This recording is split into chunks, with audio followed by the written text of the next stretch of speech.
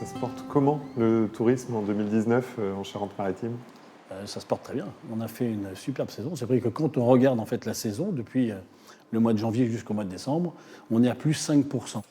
On est en fait à 33 millions de nuitées, tout hébergement confondu, ce qui est considérable. On est en fait allé à peu près 1,8 milliard de rentrées économiques par an, ce qui fait de nous en fait une destination effectivement les plus prisées avec nos amis du Var et de l'Hérault. Alors on se tire un peu la bourre, hein, voilà, on essaye, mais c'est très sympa. Malgré tout, on est toujours sur le podium, ça c'est sûr. Et alors, ce qui est assez significatif par rapport à cette dynamique, c'est que la saison touristique, elle s'agrandit d'année en année. J'ai l'impression qu'elle se termine plus tard, et puis avec l'été indien, et puis elle commence plus tôt aussi, on a vu là, en février dernier. Les saisons se rallongent des deux côtés. On fait très attention au niveau du département, en lien bien sûr avec les communes, à animer notre département en permanence. C'est-à-dire qu'il ne faut pas que ça s'anime que durant les mois de mai, juin, juillet, août. Il faut que ça s'anime du 1er janvier au 31 décembre. Et on le voit bien aujourd'hui, c'est rentré dans les mœurs. Vous venez en fait dans des stations comme les nôtres, hein, et il y a toujours quelque chose qui se passe. Y compris sur les vacances d'hiver ou d'automne. Ah bien sûr, là, je vais parler de la petite commune de Châtelaillon.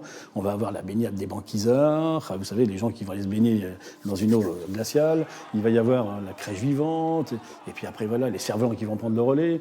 Il faut que ça s'anime. C'est-à-dire qu'il n'y a qu'avec voilà, des propositions, je dirais, alléchantes qu'on attire le touriste chez nous. Et on le voit bien, c'est vrai que par rapport à d'autres départements, c'est peut-être là que se fait la différence.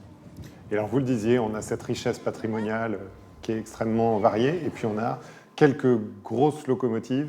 Vous avez amené l'Hermione devant Fort Boyard. C'est pourquoi? C'était une rencontre en fait de deux monuments incroyables. Et alors, quand vous faites croiser et le Fort Boyard et l'Hermione, vous êtes sûr en fait d'avoir des images qui vont tourner en boucle sur les télévisions.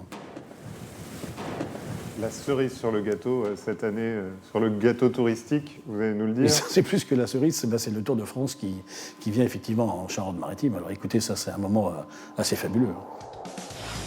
Ça va être un moment extraordinaire parce qu'il va partir, donc, ce Tour de France, du château d'Oléron, qui est une citadelle remarquable, pour aller à Saint-Martin-de-Ré, autre citadelle remarquable, en passant tout au long du parcours par des cartes postales, mais voilà, qui vont être fabuleuses. Vous vous rendez compte le rayonnement que ça va donner en fait à ce territoire, ça va être considérable. Il va y avoir effectivement ce Tour de France à l'instant T, mais il y aura une onde de choc derrière considérable, c'est-à-dire qu'on va surfer sur le Tour de France, je suis sûr, pendant les 4-5 ans qui vont venir.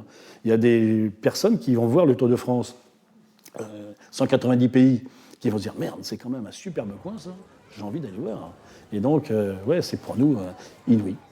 Moi, j'ai l'impression de rêver. Des fois, il faut que je me pince pour me dire, attends, c'est vrai qu'il vient. Alors maintenant, quand je vois tout ce qu'il faut mettre en place pour l'attirer, et puis aussi pour, je dirais, faire en sorte que tout soit sécurisé, ouais, ça, j'ai compris que maintenant, on était dedans, vraiment.